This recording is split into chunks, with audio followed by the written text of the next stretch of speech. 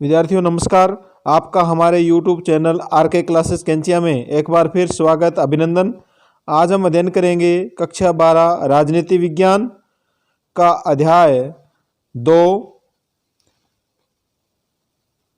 इन पाठों की PDF के लिए और महत्वपूर्ण प्रश्नों की जो क्विज चल रही है उनके लिए आप हमारे टेलीग्राम ग्रुप को ज्वाइन कर सकते हैं, जिसकी लिंक डिस्क्रिप्शन बॉक्स में दी गई है।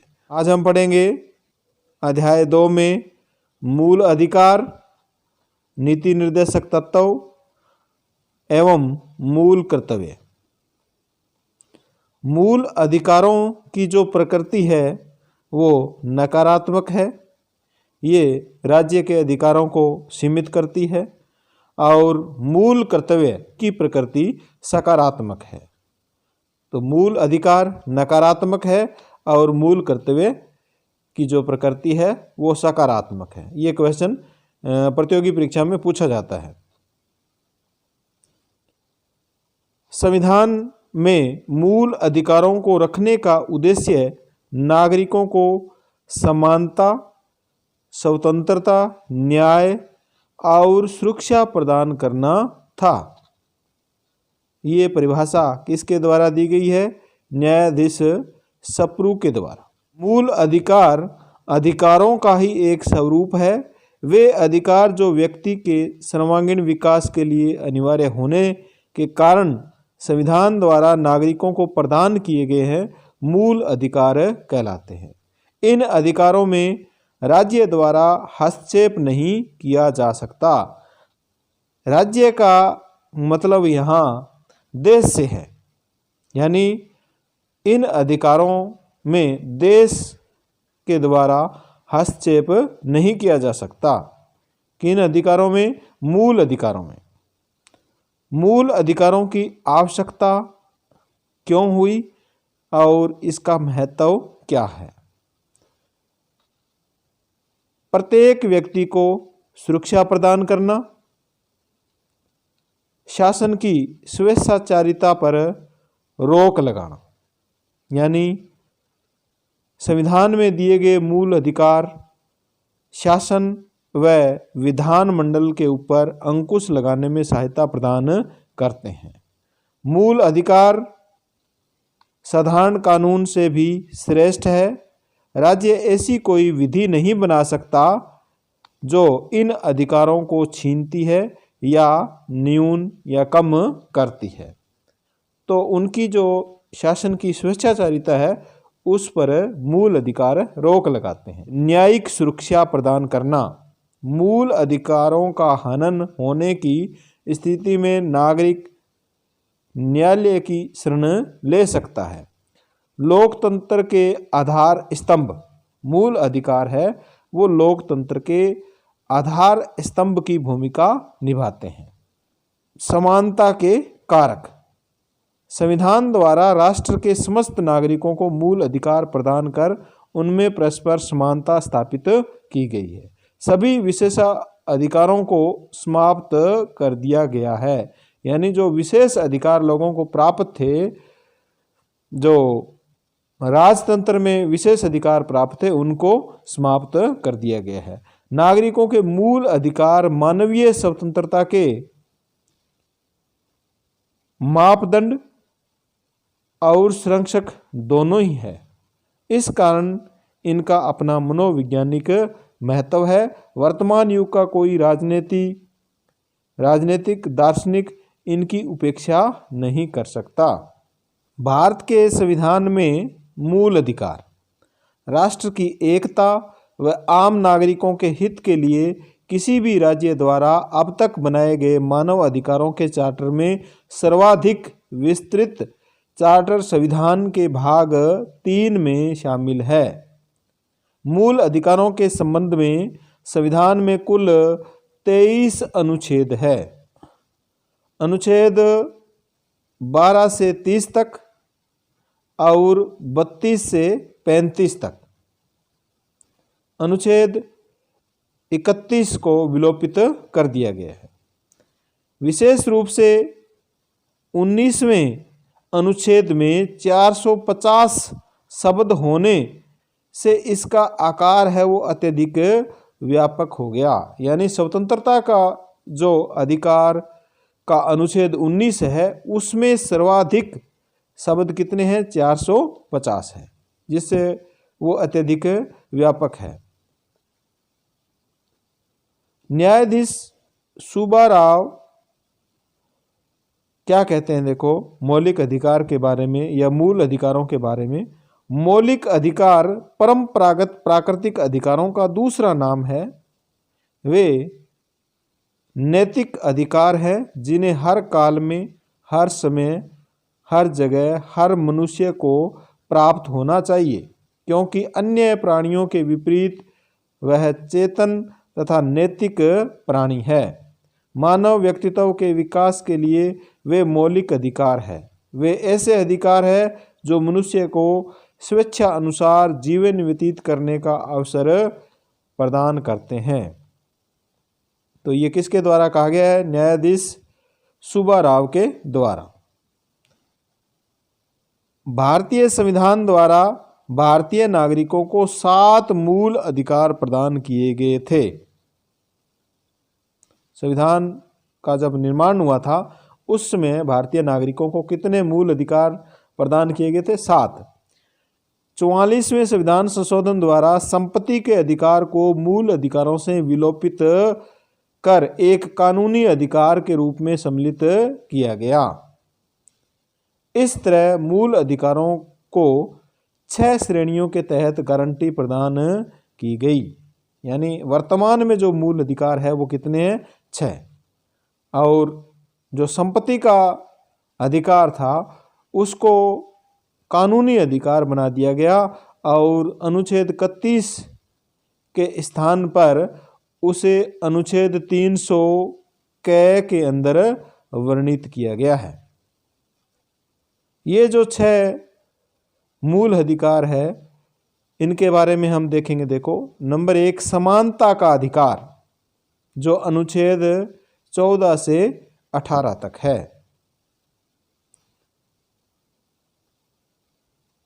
इसमें कानून के समक्ष समानता, अनुच्छेद 14 में कानून के समक्ष सभी को समानता प्रदान की गई। अनुच्छेद 15 में धर्म, मूल, जाति, लिंग, जन्म के स्थान पर या आधार पर किसी में भी भेदभाव नहीं किया जाएगा।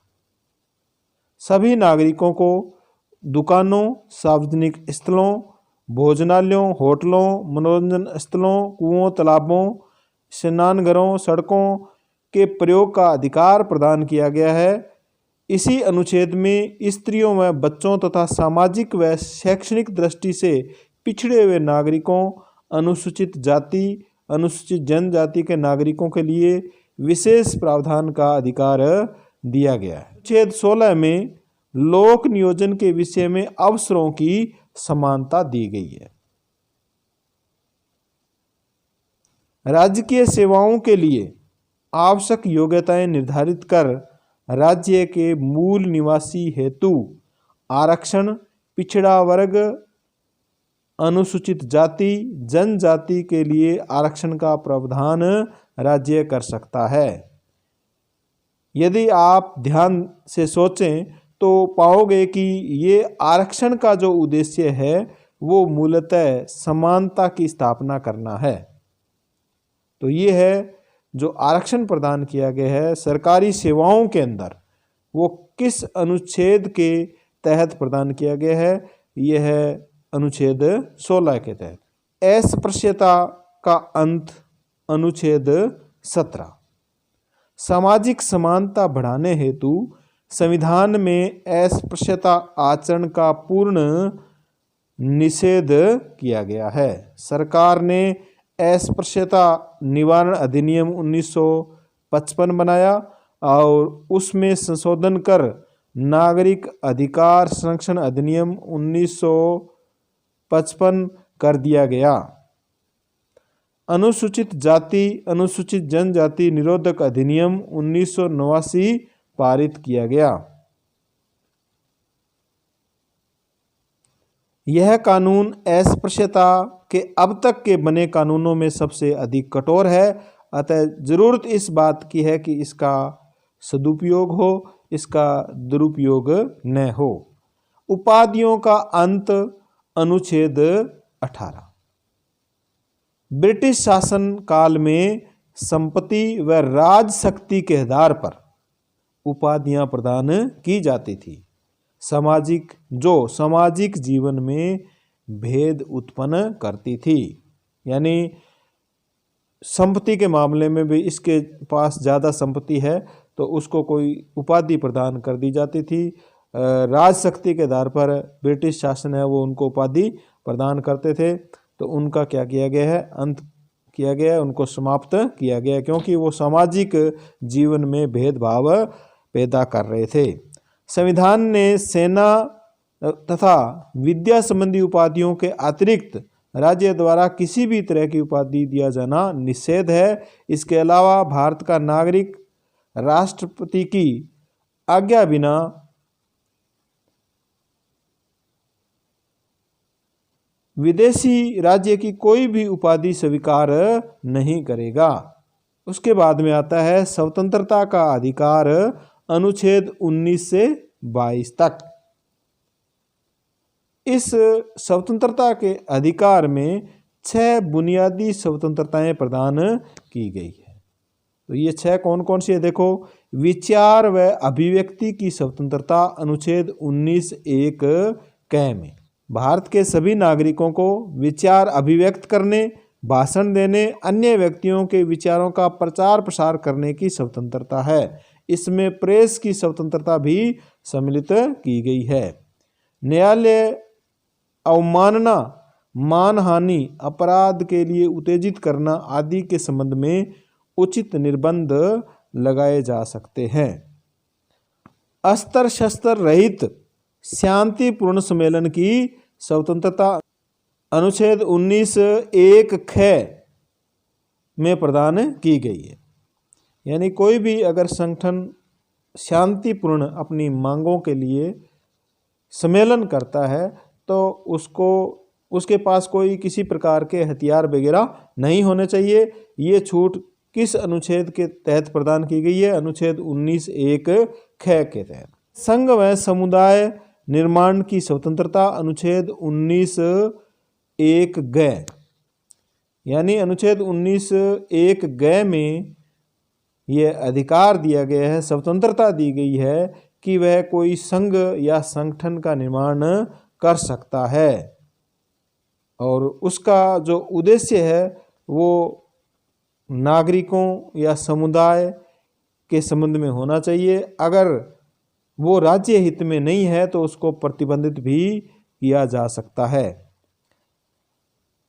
सर्वत्र आने जाने व निवास की स्वतंत्रता, अनुच्छेद 19(1) घ में। निवास की स्वतंत्रता, अनुच्छेद 19(1) ड में। इस अनुच्छेद के अनुसार भारत राज्य क्षेत्र के किसी भी भाग में निवास करने की गारंटी दी गई है। तो घ अनुच्छेद के अंदर तो हम किसी भी राज्य, भारत का जो राज्य है वहाँ पर हम आ जा सकते हैं, हमें उसकी स्वतंत्रता प्रदान की गई है और किसी भी राज्य में हम निवास कर सकते हैं। ये स्वतंत्रता हमें 19(1) ड में प्रदान की गई है। फिर है वृत्ति व व्यापार की स्वतंत्रता, अनुच्छेद 19(1) छ। हमें व्यापार व कार्य करने की, व्यवसाय करने की स्वतंत्रता प्रदान की गई है, किंतु जनहित में नशीली व खतरनाक चीज़ों के व्यापार करने तथा अन्य ऐसे कार्य करने जो राज्य हित में न हो को निषेध किया जा सकता है। इनके अलावा अनुच्छेद 20, 21, 22 द्वारा व्यक्तिगत मौलिक स्वतंत्रताओं की व्यवस्था की गई है। ये वेरी इंपॉर्टेंट है। व्यक्तिगत मौलिक स्वतंत्रताओं की जो व्यवस्था की गई है वो किन अनुच्छेदों के अंतर्गत की गई है, 20, 21 और 22। अनुच्छेद 20 में अपराधों के लिए दोष सिद्ध के विषय में संरक्षण प्राप्त है। यानी कोई अपराधी है तो उसको ये अधिकार है कि उस पर जो आरोप लगाए गए हैं वो आरोप लगाने वाला या आरोप लगाने वाली जो संस्था है वो उसको सिद्ध करे। ये अनुच्छेद 20 के अंदर अपराधी को अधिकार प्रदान किया गया है। यानी जब तक उसने अपराध केस में लागू किसी कानून का उल्लंघन न किया हो तो उसको अपराधी नहीं माना जा सकता। किसी व्यक्ति को एक अपराध के लिए एक बार से अधिक दंड नहीं दिया जा सकता। किसी व्यक्ति को अपराध करने के समय निर्धारित सजा से अधिक सजा नहीं दी जा सकती। मान लो किसी ने कोई अपराध जैसे 2017 में किया है और कानून 2019 में बना है, तो 19 वाला जो कानून है वो उसके ऊपर लागू नहीं किया जा सकता। तो ये उसको जो संरक्षण प्राप्त है व्यक्ति को, वो किस में है? अनुच्छेद 20 के अंतर्गत प्राप्त है। अनुच्छेद 21 जिसमें जीवन जीने की स्वतंत्रता प्रदान की गई है। 44वें संविधान संशोधन 1978 है ये द्वारा इस अधिकार को और अधिक प्रभावशाली बना दिया गया है। अब आपातकाल में भी जीवन में व्यक्तिगत स्वतंत्रता के अधिकारों को सीमित नहीं किया जा सकता। यानी पहले जो अनुच्छेद 21 था उसको आपातकाल में सीमित किया जा सकता था, लेकिन 44वें संविधान संशोधन के तहत इसको और अधिक प्रभावशाली बना दिया गया और अब इसको आपातकाल में भी सीमित नहीं किया जा सकता। बंदीकरण में संरक्षण अनुच्छेद 22 के तहत बंदी व्यक्तियों को कुछ अधिकार प्रदान किए गए हैं। यानी जिन व्यक्तियों को बंदी बनाया जाता है उनको भी अनुच्छेद 22 के तहत अधिकार प्रदान किए गए हैं। देखो क्या है, उसे बंदी बनाने का कारण जानने का अधिकार है। जिसको बंदी बनाया जाता है उसको कारण जानने का अधिकार अनुच्छेद 22 देता है। उसे इच्छा अनुसार स्वयं के लिए कानूनी सहायता प्राप्त करने का अधिकार दिया गया है। यानी वो स्वयं के बचाव के लिए वकील कर सकता है। 24 घंटे के अंदर बंदी को न्यायाधीश के समक्ष पेश किया जाना आवश्यक है। ये अधिकार शत्रु देश के निवासियों एवं निवारक नज़रबंदी अधिनियम के तहत गिरफ्तार किए गए अपराधियों पर लागू नहीं होते हैं। यानी ये जो उपरोक्त अनुच्छेद 22 में अधिकार दिए गए हैं वो कोई दुश्मन देश है, शत्रु देश है, उसके निवासियों को अगर अपने गिरफ्तार किया तो उसको ये छूट नहीं है। या फिर निवारक नज़रबंदी अधिनियम जिसको हम आगे देखेंगे क्या है ये, उसके तहत गिरफ्तार व्यक्ति को ये अनुच्छेद 22, 21, 20 ये जो अधिकार दिए गए वो उस पर लागू नहीं होते हैं। निवारक नज़रबंदी, निवारक नज़रबंदी से तात्पर्य बिना किसी न्यायिक प्रक्रिया से नज़रबंदी से है। यह अपराधी को दंडित करने से नहीं बल्कि अपराध करने से रोकने की एक प्रक्रिया है। जब राज्य ये अनुमान लगा लेता है कि किसी व्यक्ति से जो अपराध करने वाला है या राज्य की सुरक्षा को उससे खतरा है, तो खतरे की धमकी मिल रही है, तो राज्य सीमित अवधि के लिए बिना जांच किए ही उसको तुरंत क्या बना लेता है? बंदी बना लेता है। उसको कहते हैं निवारक नज़रबंदी।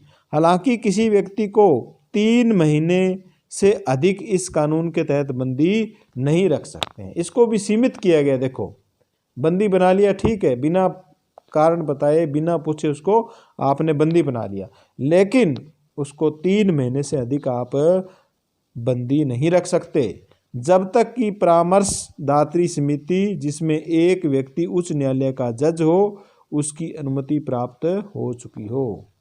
यानी 3 महीने से अधिक तभी रख सकते हैं जब एक परामर्शदात्री समिति होती है और उसमें उच्च न्यायालय का एक जज हो, और वो अगर कहे भी इसको 3 महीने से अधिक नज़र या बंदी बनाया रखा जाए तो फिर उसको बंदी बनाया रखा जा सकता है। फिर है राष्ट्रीय सुरक्षा अधिनियम जो इसी के अंतर्गत आता है। राष्ट्रीय सुरक्षा अधिनियम दिसंबर 1980 को सरकार ने राष्ट्रीय सुरक्षा अध्यादेश लागू किया, जो बाद में कानून बन गया। गैर कानूनी गतिविधि निवारण अध्यादेश, यानी गैर कानूनी, यदि कोई बिना कानूनी गतिविधि करता है तो उसको बंदी बनाया जा सकता है। जैसे अंतर्राष्ट्रीय स्तर पर आतंकवाद से निपटने के लिए कठोर कानून की आवश्यकता अनुभव करते हुए सितंबर 2004 में गैर कानूनी गतिविधियां निरोधक अध्यादेश जारी किया गया। निवारक निरोधक अधिनियम का मूल्यांकन, यानी नजरबंदी निवारक निरोधक जो अधिनियम है उसका मूल्यांकन, यानी उसके बारे में क्या राय है। अधिनियम को कटु आलोचनाओं का सामना करना पड़ा। इसे अलोकतांत्रिक प्रतिक्रियावादी संविधान को महान असफलता व निरंकुशता का प्रतीक माना गया। इसके दुरुपयोग की संभावना सदैव बनी रही। फिर भी निवारक निरोधक अधिनियम की आलोचनाओं के बावजूद इस बात से इनकार नहीं किया जा सकता कि वर्तमान परिस्थितियों में जब देश आतंकवाद अलगाववाद की मार झेल रहा है, उसमें इस तरह के कानून की आवश्यकता होती है। गोपालन बनाम मद्रास राज्य के अंदर जो विवाद था, उसमें पातंजलि शास्त्री ने इसकी उपयोगिता देखो इस प्रकार बताई है। इस भयावह उपकरण की व्यवस्था जिसका प्रजातंत्र में कोई स्थान नहीं है, मौलिक अधिकारों की पवित्रता के प्रतिकूल और संविधान की प्रतिज्ञाओं के विरुद्ध है।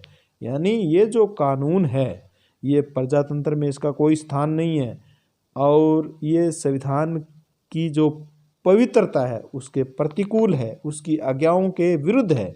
फिर भी ये जरूरी है क्योंकि उन समाज विरोधी तथा विध्वंसकारी तत्वों के विरुद्ध जिनसे हमारे नवजात प्रजातंत्र के राष्ट्रीय हित को खतरा है। तो ये इसके आलोचना और समालोचना की गई है। फिर है शोषण के विरुद्ध अधिकार, अनुच्छेद 23 व 24। मानव के क्रय विक्रय व बेगार पर रोक लगाता है अनुच्छेद 23। यानी प्राचीन काल में क्या था, दासता की जो प्रथा थी वो विद्यमान थी, जिसमें खेतीहर श्रमिकों, बंधुओं, मजदूरों, स्त्रियों, बच्चों से बेगार यानी बिना पैसे दिए ही काम लिया जाता था और उनका शोषण किया जाता था। संविधान में मानवीय शोषण इन सभी रूपों को कानून के अनुसार दंडनीय घोषित किया गया। तो बेगार प्रथा या मानव का क्रय विक्रय है वो किस अनुच्छेद में निषेध किया गया? अनुच्छेद 23 में। बाल श्रम का निषेध अनुच्छेद 24। इसके अनुसार 14 वर्ष से कम आयु के बच्चों को कारखानों, खानों अथवा जोखिम वाले काम में नियुक्त नहीं किया जा सकता। अब ये पूछा जाता है भी 14 वर्ष से कम आयु वाले बच्चों को कारखानों, खानों व जोखिम वाले काम में किस अनुच्छेद से निषेध किया गया है? तो वो अनुच्छेद है 24। इसमें 4 आपको देख लेना है। इसमें देखो 4 है, इसमें भी 4 है। तो इस प्रकार 24, 14 यानी 14 से कम आयु वाले बच्चों को किस अनुच्छेद के तहत कारखानों में नहीं लगाया जा सकता? अनुच्छेद 24 के तहत। धार्मिक स्वतंत्रता का अधिकार अनुच्छेद 25 से 28 यानी हमें धर्म के बारे में जो स्वतंत्रता प्रदान की गई है वो अनुच्छेद 25 से 28 में प्रदान की गई है। अंतःकरण की स्वतंत्रता अनुच्छेद 25। इसमें अंतःकरण की स्वतंत्रता तथा कोई भी धर्म अंगीकार करने, उसका अनुसरण करने, प्रचार करने का हमें अधिकार प्राप्त है। धार्मिक संस्थाओं में बिना किसी भेद के प्रवेश, पूजा अर्चना का अधिकार सबको प्रदान किया गया है अनुच्छेद 25 के अनुसार। धार्मिक मामलों का प्रबंध करने की स्वतंत्रता अनुच्छेद 26 यानी धार्मिक संस्थाओं के निजी मामलों का प्रावधान। धार्मिक कार्यों के लिए दान देना, लेना कर मुक्त होंगे। ये दान लेना देना कर मुक्त होंगे, ये अनुच्छेद 27 में बताया गया है। चल अचल संपत्ति के अर्जन व स्वामित्व का अधिकार उस संपत्ति का विधि के अनुसार संचालन करने का अधिकार इस अनुच्छेद में दिया गया है। विभिन्न धर्म व संप्रदायों को अपनी शिक्षण संस्थाएं चलाने का अधिकार, लेकिन किसी व्यक्ति को धार्मिक शिक्षा हेतु बाध्य नहीं किया जा सकता। यानी विभिन्न धर्म या संप्रदाय है वो अपनी शिक्षण संस्थाएं चला सकते हैं, लेकिन वो अपनी शिक्षण संस्था में किसी व्यक्ति को धार्मिक शिक्षा वो ले इसलिए बाध्य नहीं किया जा सकता, तो इसको सीमित भी किया गया है। फिर है अनुच्छेद 28, राजकीय संस्थाओं में धार्मिक शिक्षण पर रोक। राज्य के जो संस्थाएं हैं, राज्य की या देश की जो संस्थाएं हैं, उनमें किसी धर्म विशेष की शिक्षा नहीं दी जा सकती, ये अनुच्छेद 28 में। फिर है 5वां जो मूल अधिकार है वो है सांस्कृतिक व शिक्षा संबंधी अधिकार, अनुच्छेद 29 और 30। इसमें अल्पसंख्यक वर्गों के हितों की सुरक्षा, अनुच्छेद 29। देश के सभी नागरिकों को संस्कृति व शिक्षा संबंधी स्वतंत्रता का अधिकार दिया गया है, अनुच्छेद 29 के तहत। अल्पसंख्यक वर्ग को शिक्षा संस्थाओं की स्थापना व संचालन का अधिकार अनुच्छेद 30 में दिया गया है। यानी अल्पसंख्यक जो समुदाय है वो अपना या अपनी खुद की शिक्षण संस्था का संचालन और उसकी स्थापना कर सकते हैं। अल्पसंख्यक वर्ग अपनी इच्छा अनुसार शिक्षण संस्थान की स्थापना व उनके संचालन संबंधी अधिकार प्राप्त है, अनुच्छेद 30 के तहत। शिक्षा का अधिकार संविधान के 86वें संशोधन अधिनियम द्वारा, ये ध्यान रखना, 86वां संविधान संशोधन 12 दिसंबर यानी 12/12/2002 को 86वां संविधान संशोधन हुआ था और उसमें 2009 के अंदर धारा 21A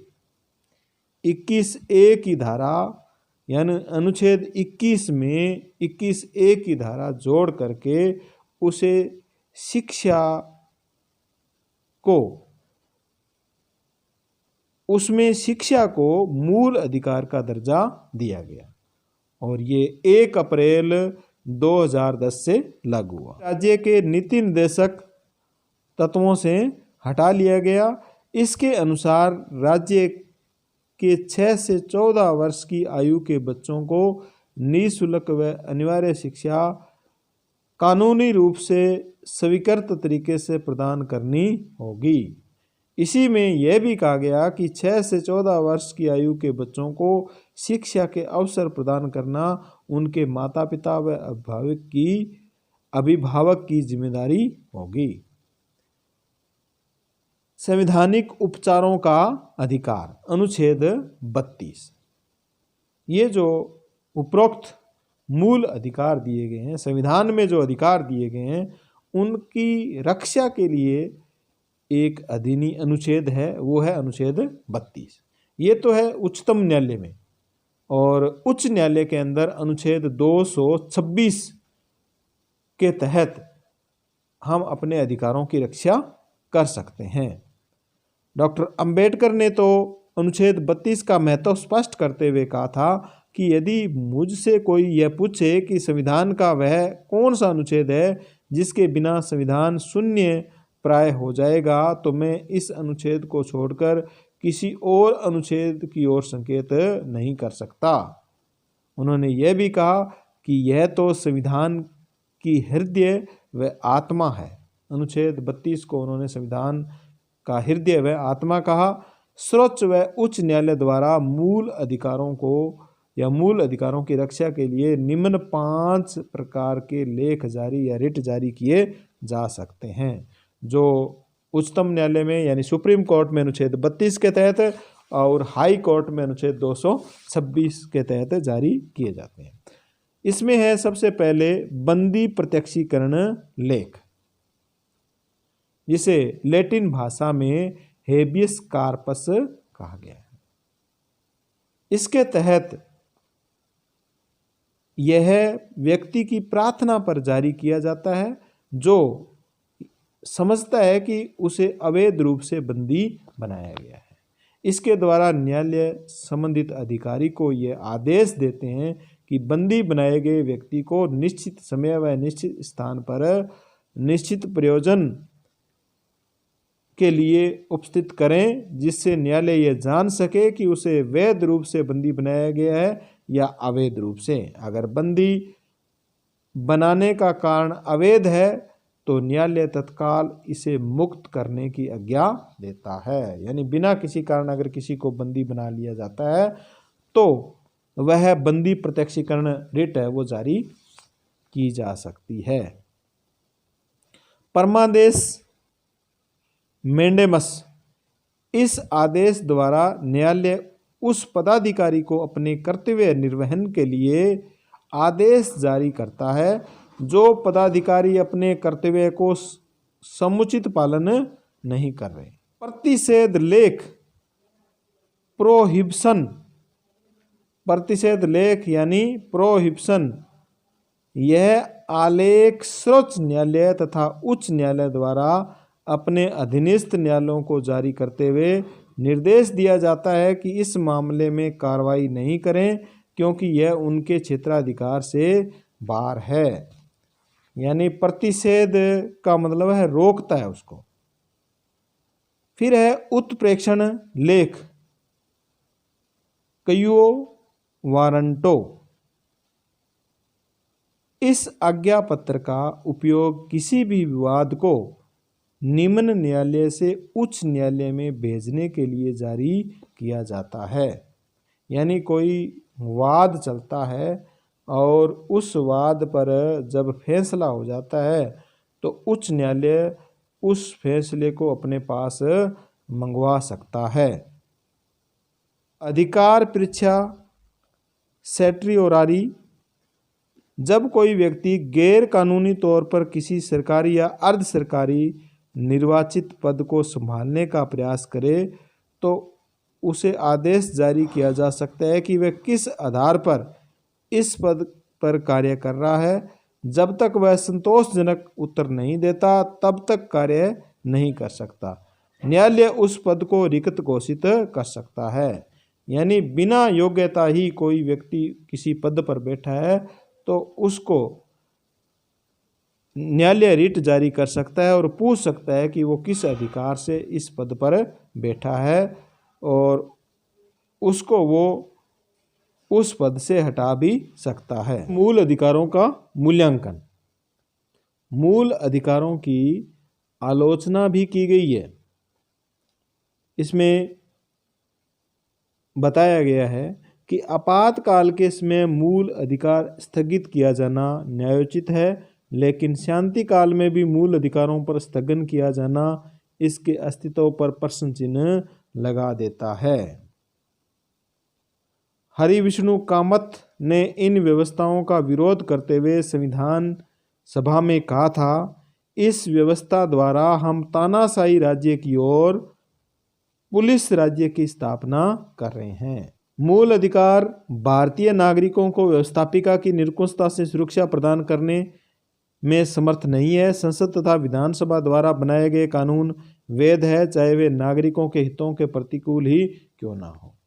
यानी व्यवस्थापिका ने जो कानून बनाया है वो जनता के प्रतिकूल है या नहीं, इसकी गारंटी है वो मूल अधिकार नहीं देते हैं।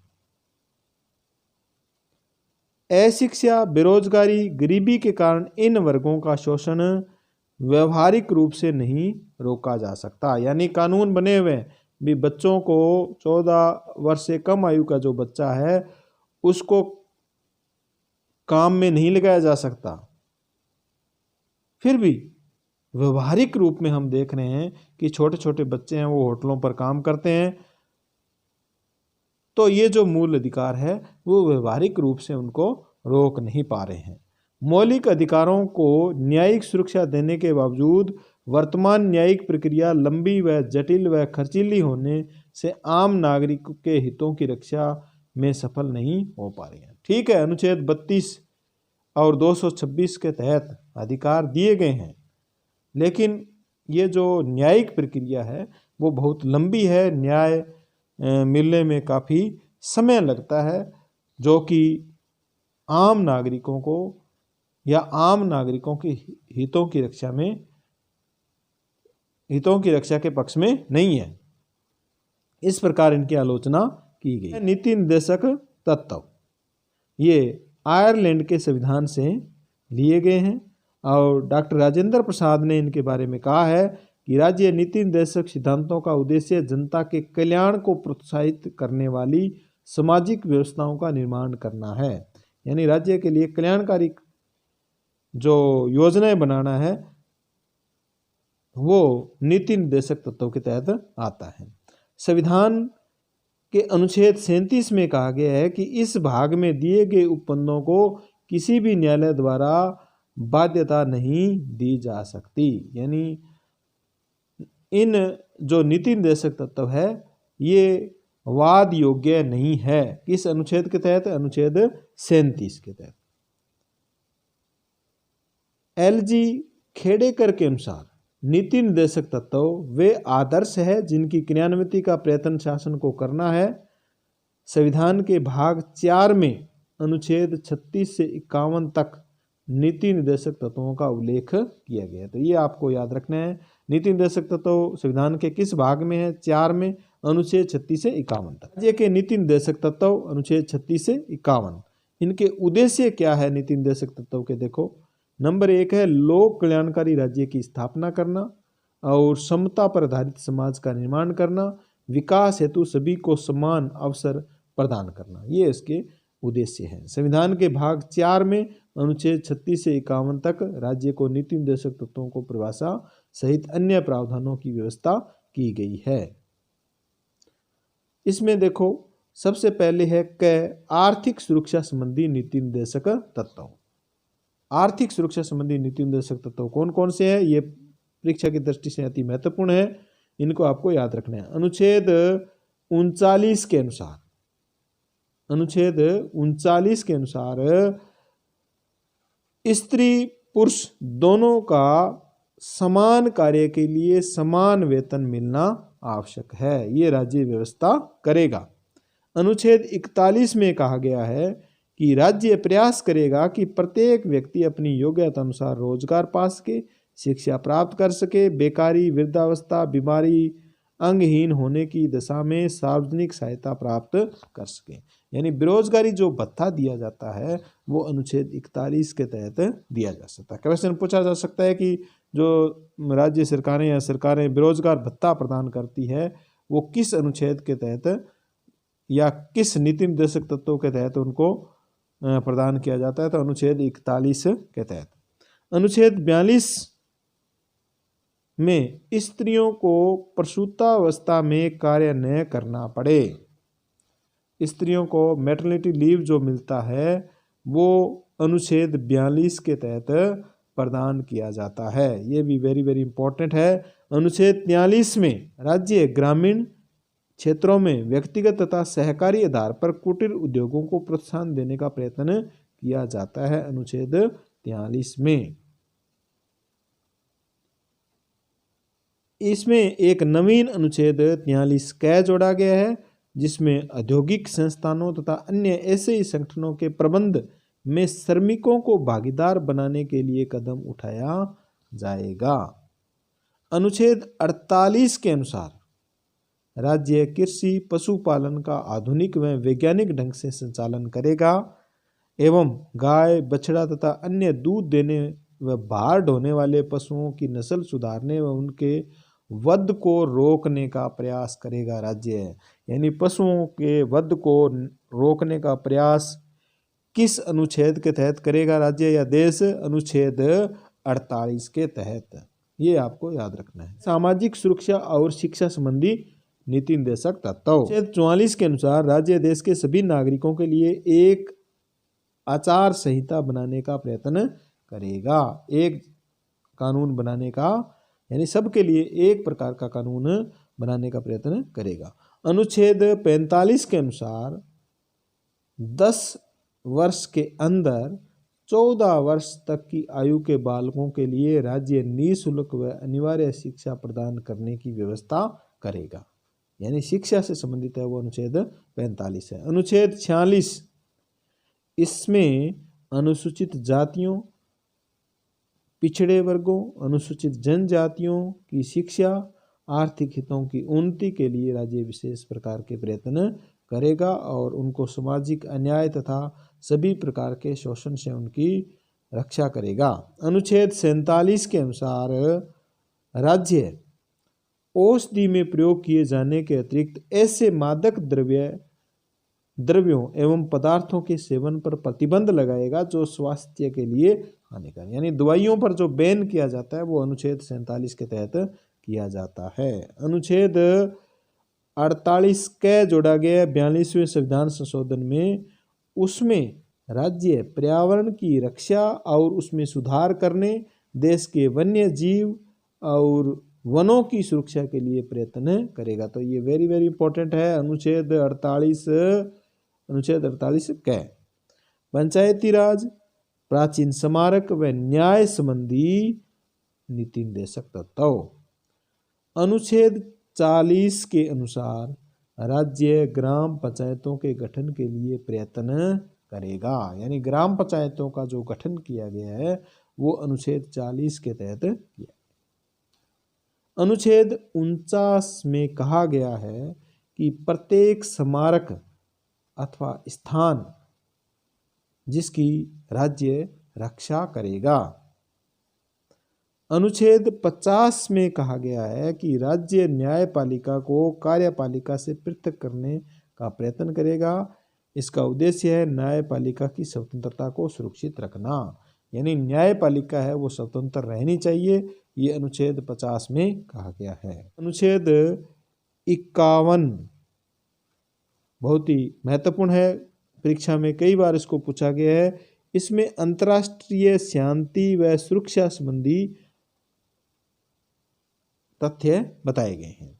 राज्य अंतर्राष्ट्रीय शांति व सुरक्षा की वृद्धि के लिए प्रयत्न करेगा। राज्य संसार के विभिन्न राष्ट्रों के मध्य न्यायपूर्ण व सम्मानपूर्ण संबंधों को बनाए रखने का प्रयत्न करेगा। यानी हम दूसरे देश के साथ जो शांतिपूर्ण संबंध स्थापित करते हैं वो अनुच्छेद 51 के तहत स्थापित करते हैं। फिर है नीति निर्देशक तत्वों का महत्व। शासन के लिए आचार संहिता बनाना, लोक कल्याणकारी राज्य की रूपरेखा और शासन के मूल्यांकन का आधार, संविधान के क्रियान्वयन में सहायक, सामाजिक आर्थिक परिवर्तन में सहायक, तो ये है इसका महत्व है। फिर है नीति निर्देशक तत्वों के क्रियान्वयन के कुछ महत्वपूर्ण उदाहरण, यानी नीति निर्देशक तत्वों को कहाँ कहाँ पर लागू किया गया। जैसे भूमि सुधार में लागू किया गया है, भूमि संबंधी कानून बनाए गए हैं। पंचायती राज व स्थानीय स्वशासन, जैसे ये नीति निर्देशक में व्यवस्था की गई थी अनुच्छेद 40 के तहत, तो इसमें भी 2 अक्टूबर 1959 को पंचायती राज की व्यवस्था पूरे देश में लागू की गई। 1993 में 73वें संविधान संशोधन के आधार पर पंचायती राज को संवैधानिक दर्जा दिया गया। 74वें संविधान संशोधन में शहरी क्षेत्र में स्थानीय सुशासन की व्यवस्था को सुदृढ़ करने का प्रयास किया गया। पंचवर्षीय योजनाएं